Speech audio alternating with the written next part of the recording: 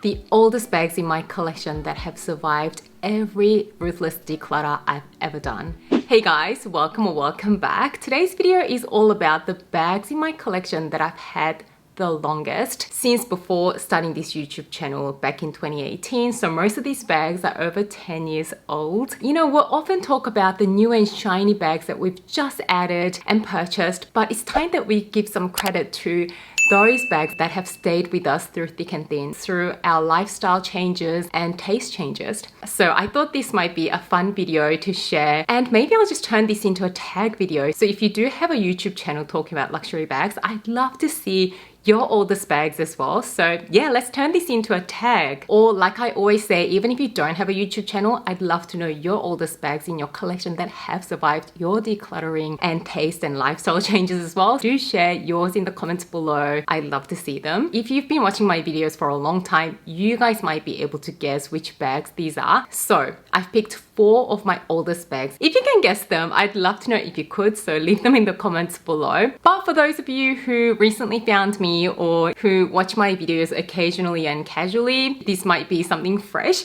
So starting with the very oldest bag that have survived countless declutters that I've done is this beauty, which is the classic Louis Vuitton Speedy in the size 30 in the damier ebene canvas. It is the classic style. I don't even know if they do this anymore. I think they only do the bandolier versions now, where you've got the shoulder strap that comes with it. So this one was the very first designer bag that started my obsession. I got this as a gift for graduating uni, and this was my very first big girl purchase. So this was purchased back in 2011. That was the first year that I started working as a dentist, and I was so excited to get this. This was 825 Australian dollars back in 2011. I remember the price because, you know, this was such a significant purchase. It's crazy to think that we could buy any designer bag for that price now, right? I mean, most contemporary designer bags are like that price now. Had I known that this day will come where the designer bag prices are so crazily high, I would have probably stocked up on more designer bags like this, the more classic ones. But nonetheless, I just think that the price point just seems crazy in terms of today's designer bag prices. This bag came with me everywhere. Today, with the collection that I have now, this bag doesn't get used as much, but every time I look at it, I still think that it is such a classic and gorgeous looking bag. And for being like 14 years old, don't you think the condition is great? I mean, I've used this so much, especially for the first year or so. This was the only designer bag that I owned. So like I said, it did everything for me. It was like a shopping bag, evening outs bag. I mean, I took this everywhere. With the collection that I have now, this will not qualify as a dress enough bag for evenings out. But back then, because this was the only designer bag that I had, I was just excited to carry this everywhere. So this is a really well-loved and very sentimental bag that will stay with me forever. Probably I'll never let this go. It's just such a special bag. And yeah, that is the very oldest bag in my collection. The second oldest bag in my collection is this gorgeous number. This is the Louis Vuitton, oh, that's the back side, that's the front side. This is the Louis Vuitton Alma in the size BB in the color Coquelicot. This beautiful poppy red color with the gorgeous silver hardware, and this one actually comes with a detachable shoulder strap, and the inside is in this gorgeous microfiber lining. This is still, I think, one of the greatest value for money bags that you can get in terms of designer bags. This one, I believe I bought it a couple of years after that Speedy, so this will be circa 2014-ish. 2013, 2014, but I'm pretty positive that this is the second oldest bag in my collection. And again, this is a really well-loved bag. This is probably one of the first smaller size bags that I ever purchased in terms of designer bags. So this was great for like evening out, especially in the summer. It just was such a good pop of color bag that complemented so many of my summer dresses. And this one came with me to many places as well. But being a red bag, I mean, it didn't go with every single outfit that I was wearing, so I probably didn't use this as much as the Speedy 30. But this is one of my favorite bags to this date. I mean, I just absolutely love how gorgeous this color is. Even look at the state of this bag. The wear and tear is basically minimal for a bag that is over 10 years old. It's still in great shape. Actually perfect shape. and I love that it comes with the full metal feet. At the time, I think I purchased it for something like 1900 Australian dollars. It was less than $2,000. Again, a full leather designer bag at under $2,000 is not something that we can really come across these days. Even canvas bags are like $3,000-$4,000 minimum these days. So yeah, this is the second oldest bag in my collection that has survived every declutter I've done. So if the two oldest bags were from Louis Vuitton, now we're moving on to Chanel.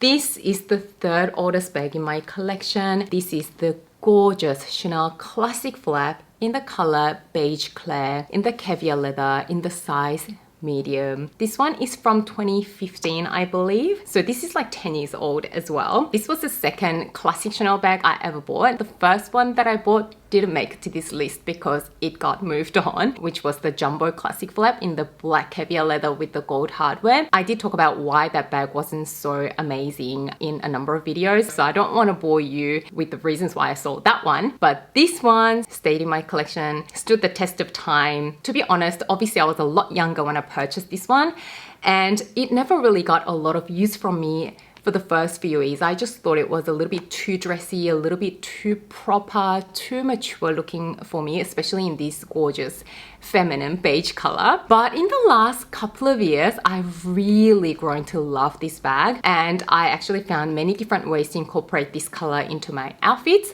So it's funny that this bag was one that I was rarely using for the first probably like 7-8 years. It's just in the last couple of years I've been reaching for this more, but I am so glad I kept it in my collection. I can see myself wearing this into my 50s, 60s, 70s. It's such a gorgeous classic, and I also love that I didn't get the black in this size because, I don't know, there is just something so delicious about this beige color. Again, how well has this held up? This one is like 10 years old as well, but the structure is perfect, the leather is perfect. This is why, you know, the classics always are popular, because we know that they're gonna see us through many, many years. They're not gonna go out of fashion, they're not gonna look dated. And if we take care of them properly, they really last and look really pristine for a really long time. So that is the third oldest bag in my collection. And coming in strong, the fourth oldest bag is my Chanel mini flap in the square shape, in the black lambskin, in the light gold hardware. This one is from year 2016, I believe. That's when I was starting to get really obsessed about the smaller bag trend. I think this was the very first like mini bag that I ever purchased. So prior to this, I think the smallest bags were the Alma BB and the classic black medium size. But I started seeing this size on some of my favorite luxury YouTubers from back in those days. I think I saw this from Chase Amy. She's got the caviar leather version of this. I believe she still has it. So this was a little bit before I started my own channel. I discovered that there was a whole YouTube world of these girls talking about luxury bags, and I was obsessed. I was watching so many of their videos, and that's how I knew of this size's existence, and I got so hooked. But back in 2016, this size was so hard to come by. You just couldn't get your hands on any of the mini flaps. I believe the rectangular size mini was a little bit more popular, but this square was pretty popular as well. But I think a lot of people were a little bit scared of the lambskin, so it was harder to get the caviar leather version, but the lambskin was a little bit easier to get. Even though it's easier, you still had to wait. The lambskin ones were not easy to come by, but it was just a little bit easier. So one of these days I just walked into a Chanel boutique, and the essay actually said they have one, but it's in the lambskin. Do I want it? And as soon as I saw it, I fell in love with it and purchased it. And you know what? The price point at that point for this bag was $3,500 Australian dollars. I thought that was so expensive at the time, because this is like going back 9 years. A lot of the bags were much cheaper, but I am so glad I got this bag for that price point, because these days I think this one is like $8,500 Australian dollars. It's crazy for a bag this size. But yeah, this one has come with me on so many overseas holidays. It came to Paris with me, it came to Korea with me, it went to so many places, and this was my evening go-to bag for so many years. I don't use this one as much as before, simply because I've got other options now, but this is one that I am so glad that I have in my collection, and is potentially one that I'm gonna hand down to my daughter one day. I think it'll be such a cute bag for my daughter when she's a little bit older. She's only 2 to at the moment, so there's still gonna be some years before I can hand this down to her, but it is one that is absolutely gorgeous. Again, since it is a 9-year-old bag and in the lambskin that a lot of people are scared of, I mean, the wear has been great. As you can see, it's actually in really almost perfect condition. The lambskin has held up really well. There's really no noticeable wear and tear, so this is a bag that has been worth every dollar that I spent, and that is basically the 4th oldest bag in my collection. So that is my list of oldest bags in my collection. I feel like these bags have stayed with me for as long as they have for a reason. The styles work great for me. They are classic styles. Even though some people might say classic bags are really boring, I believe that they're not just boring, they are really good investments to have for your wardrobe.